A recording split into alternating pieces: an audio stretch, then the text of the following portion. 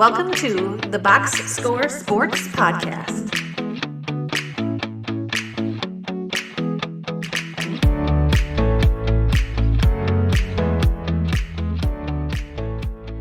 Let's roll. Okay, we'll first start with the Cleveland Browns. The Browns started out ended the year last year at 11-6.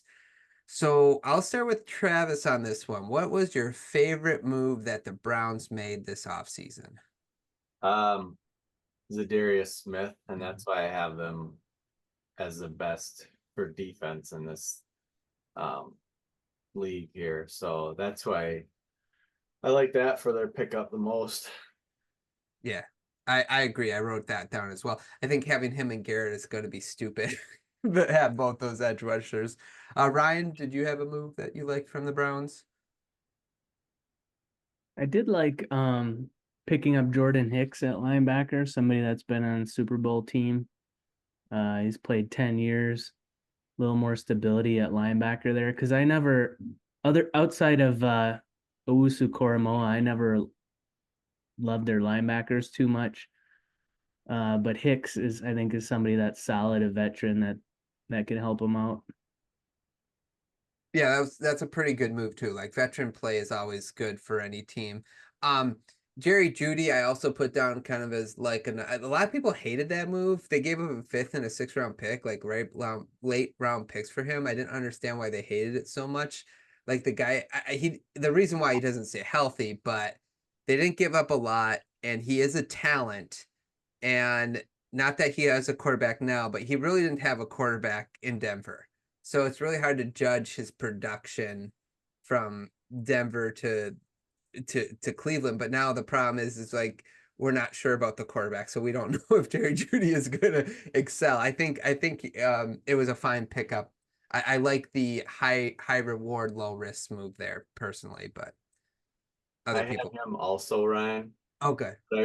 The thing about him is he's frustrating because I thought he was one of the best wide receivers in his draft class when he got drafted, and he has not shown much for that potential, at least. So maybe a change of scenery for him will do good. Agreed. Yeah, that's what I was thinking too. Okay, let's go least favorite move. I'll start with the least favorite move here for the Browns, and that is Jameis Winston is their backup quarterback. I think we know what Jameis Winston is, and like with Deshaun Watson being your starter, I would want a little bit more of a solid backup than Jameis Winston personally. Like you don't know what you're going to get with Watson, and you're like, well, if Watson struggles, who's going to come in on the white horse? Well, Jameis Winston, I don't think so. So personally, having him as their backup quarterback to me, I'm not a big fan of that move. So that was my least favorite move, is bringing in Jameis Winston to back up Watson. Ryan, you got a least favorite move? Is he gonna make it over Huntley for the backup? I'm not. They brought in Tyler Huntley too from the Ravens, but that's a good question. I'm not 100% sure, but I don't. Yeah, either way, it's a downgrade from the way Flacco played at the end of last year. Yeah. His pre-game speeches are better than Huntley's, so that's true. Winston's more entertaining, definitely. Eat those wins. Yeah, eat those wins. Okay. Yeah, I don't know. We'll see. Maybe they'll announce who the backup is in camp after preseason. I just assumed it was Winston because ESPN's depth chart had him as the backup. I think for least favorite move, I can't really look at one and say it's bad. I mean, they didn't give up a ton for Jeudy. I'm not a huge Jeudy fan, but just that trade for Watson, the effect it's had on their team for years now, and they didn't have a first round pick this year. I just, when I see that, it's just like, where's your young rookie talent coming in when you don't have first round picks for so long? I know it's not a move that was made this offseason, but it just picking in the second round every year, it gets tough. True. Yeah. You got to be really good at drafting if you're going to be making moves like that. The one team that sort of survived that was the Rams, right? They kind of survived, like throwing their first round picks everywhere. Like they're still kind of like a good team. So, but it's hard to do. Travis, what was your least favorite move that the Browns made? I didn't really have one, but Ryan touched on it. Basically, the whole Deshaun thing kind of ruined a lot of vibes for the Browns, I think, and their fandom, I think. So, and he also ruined contracts for quarterbacks now. So Mhm. everybody basically keeps going above what he's been getting for a contract, regardless of if you're Jared Goff or Joe Burrow, Right. So it's kind of just ruining how people are getting paid in the NFL. So Right, because Goff is a better quarterback right now than Watson. So right, like he's got to get paid more than Watson, right? yeah, Like so yeah, you're absolutely right about that. It's funny that this trade in the mind of fans it still kind of haunts them. Like no matter the fan base, they're all like, "Oh man, that trade is still kind of rough," because they've also reaped zero benefits from that trade so far. So mhm. it's a rough one. Yeah, what do you think? Baker Mayfield left obviously, but the way Watson has played when he has played for them, how much worse than that was how Baker was playing. It's worse, I think, at times, right? Like I almost think Baker's a little better than Watson, right? Like, Yeah. I don't remember Watson having any good games last year where I looked at his stats and he was like, I don't know, did he even have a 3 touchdown game at all last year? I don't think so. I don't remember.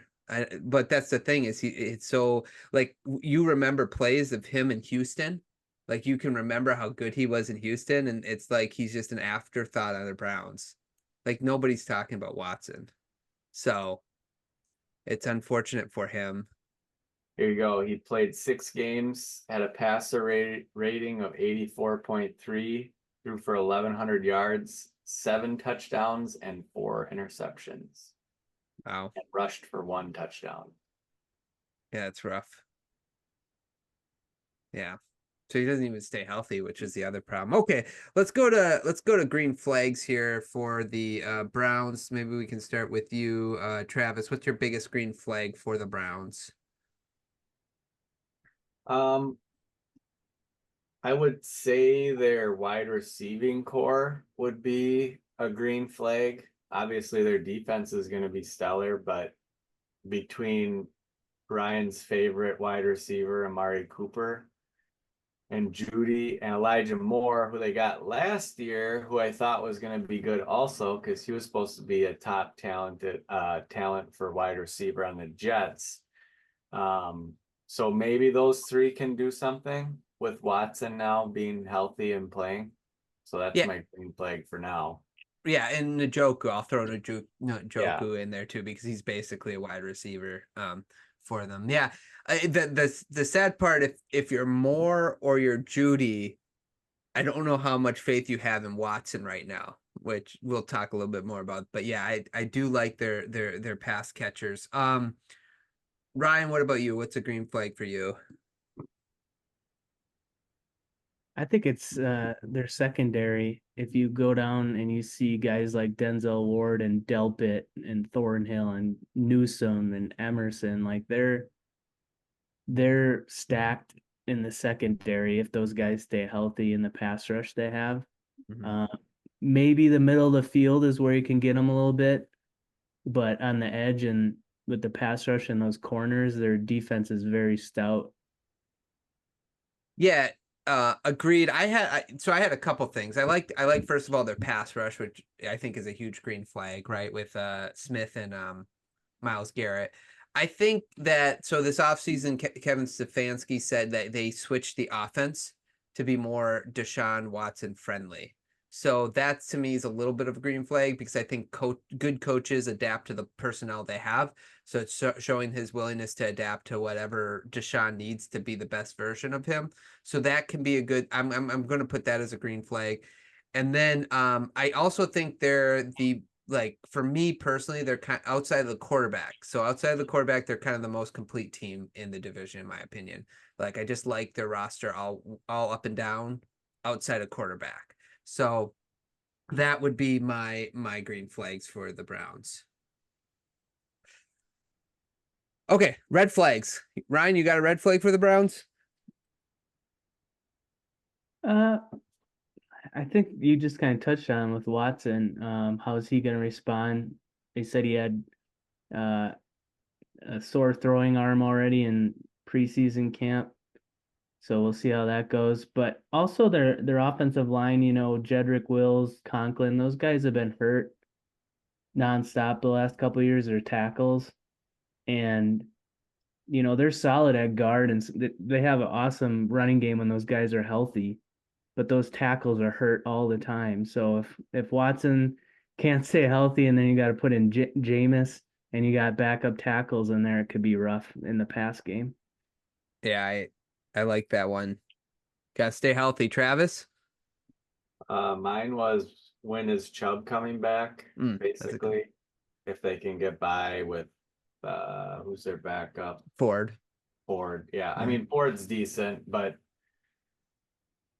just when he comes back, is hopefully his knee, because it was his knee, right? I That think got so. snapped or something. But Yeah, his knee. we'll see if he comes back same as he was, but most likely not.